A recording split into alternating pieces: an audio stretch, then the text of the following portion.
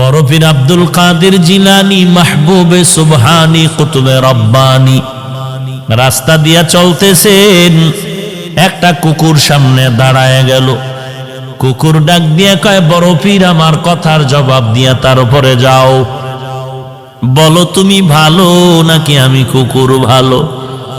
বড় পীর চিন্তায় পড়ে গেলেন, যদি বলি কুকুর তুই ভালো আমি খারাপ, আল্লাহর কোরআনের আয়াতের উল্টা হবে, কারণ বনি আদম হলো শ্রেষ্ঠ। যদি বলি তুই খারাপ আমি ভালো, তো অহংকারী আসিয়া যাবে। আর যদি বলি আমি খারাপ তুই ভালো, তো কোরআনের আয়াতের উল্টা হয়ে যাবে। এখন আমি খারাপও বলতে পারি না, ভালো বলতে পারি না। আল্লাহর ওলি বান্দা মোরাকাবায় ঢুকলেন, আল্লাহ জবাব দিয়া দিলেন। এই জবাব পাইয়া ডাক দিয়া কয়, কুকুর কবরে যাওয়ার আগে আমি তোকে বলতে পারবো না আমি ভালো নাকি আমি খারাপ, কারণ আমাকে সবাই বড় পীর বলে ডাক দেয়, কিন্তু মরণের পরে আমার সামনে কিছু যাবে না। আমার 3টা পাতলা কাপড় আমার আসল বিছানা হবে। ওই অন্ধকার কবর 3.5 হাত মাটির ঘর হবে। ওই কবরে যাওয়ার পরে সাথী নাই, বাতি নাই। আল্লাহ পাকের 2 জন ফেরেশতা প্রশ্ন করার জন্য আসবে। আসার পরে 1 নাম্বার প্রশ্ন, রবের পরিচয় দাও। 2 নাম্বার প্রশ্ন হবে, তুমি ধর্মের পরিচয় দাও। 3 নাম্বার প্রশ্ন হবে, তুমি রহমাতুল লিল আলামিনের পরিচয় দাও। যদি আল্লাহর শুকর জবাব দিতে পারি, তাহলে আমি তখন তোমাকে বলতে পারবো আমি আব্দুল কাদের জিলানী ভালো, তুই কুকুর বড় খারাপ। আর যদি ওই প্রশ্নের জবাব দিতে না পারি, তখন আমার কবর হয়ে যাবে জাহান্নামের আগুন। 1টা নয়, 2টা নয়, 70 থেকে 99টা সাপ কবর ভরে যাবে। 2 পার্শ্বের মাটির চাপ। তখন আমি জবাব দিয়া বলতে পারবো, কুকুর তুই ভালো, আমি মানুষেও ভালো হতে পারলাম না, কারণ আমার কবরের মধ্যে আগুন জ্বলে, আমার আযাব হচ্ছে, তোর কোনো আযাব নাই। আমি কবরে যাওয়ার আগে তোকে জবাব দিতে। জিলানী ডাক দিয়া কয়, ও দুনিয়ার মানুষ, মরণের আগে কবরে গিয়া নাজাত না পাওয়ার আগ পর্যন্ত নিজেকে ভালো মনে করার উপায় নাই। আমারে মাওলানা না বললে মনে কষ্ট পাই, আমারে আন্তর্জাতিক মুফাসসির না বললে কষ্ট পাই, আমাকে হাজী সাহেব না বললে কষ্ট পাই, আমাকে খতিব সাহেব না বললে বড় কষ্ট পাই। আমি প্রিন্সিপাল, আমি মুফতি সাহেব, আমি মুহাদ্দিস, এটা দাবি করে কত গর্ববোধ করি, কত অহংকার। কিন্তু কবরে গিয়া যদি নাজাত না পাই, আমার মাওলানাগিরি মুফতিগিরি টাইটেলে আমার কোনো কাজ আসবে না।